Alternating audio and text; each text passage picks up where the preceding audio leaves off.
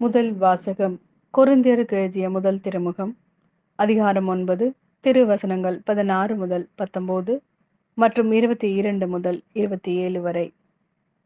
நான் நற்செய்தியை அறிவிக்கிறேன் என்றாலும் அதில் நான் பெருமைப்பட ஒன்றுமில்லை. இதை செய்ய வேண்டிய கட்டாயம் எனக்கு உள்ளது. நற்செய்தியை அறிவிக்காவிடில் ஐயோ எனக்கு கேடு. இதை நானாக விரும்பி செய்தால் எனக்கு கைமாறு உண்டு. நானாக விரும்பாவிட்டாலும் இது என்னிடம் ஒப்படைக்கப்பட்டுள்ள பொறுப்பாக இருக்கிறது. அப்படியானால் எனக்கு கைமாறு என்ன?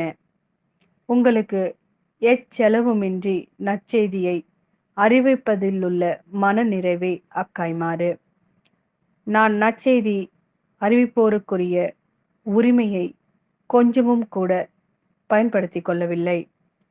நான் யாருக்கும் அடிமையாய் இல்லாதிருந்தும் பலரை கிறிஸ்துவிடம் கொண்டு வர என்னை எல்லோருக்கும் அடிமையாக்கிக் கொண்டேன்.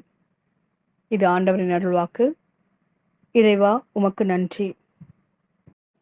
லூக்கா எழுதிய நற்செய்தி அதிகாரம் 6 திருவசனங்கள் 39 முதல் 42 வரை.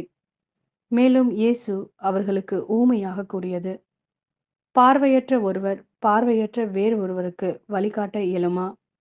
இருவரும் குழியில் விழுவாரல்லவா? சீடர் குருவை விட மேலானவர் அல்ல.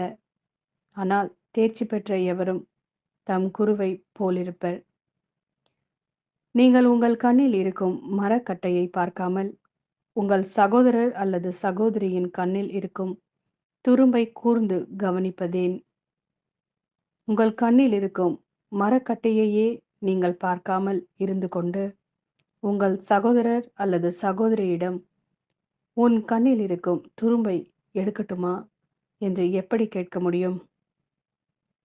வெளிவேடக்காரரே, முதலில் உங்கள் கண்ணில் இருக்கும் மரக்கட்டையை எடுத்து எறியுங்கள். அதன்பின் உங்கள் சகோதரர் அல்லது சகோதரியின் கண்ணில் இருக்கும் துரும்பை எடுக்க உங்களுக்கு தெளிவாய் கண் தெரியும்.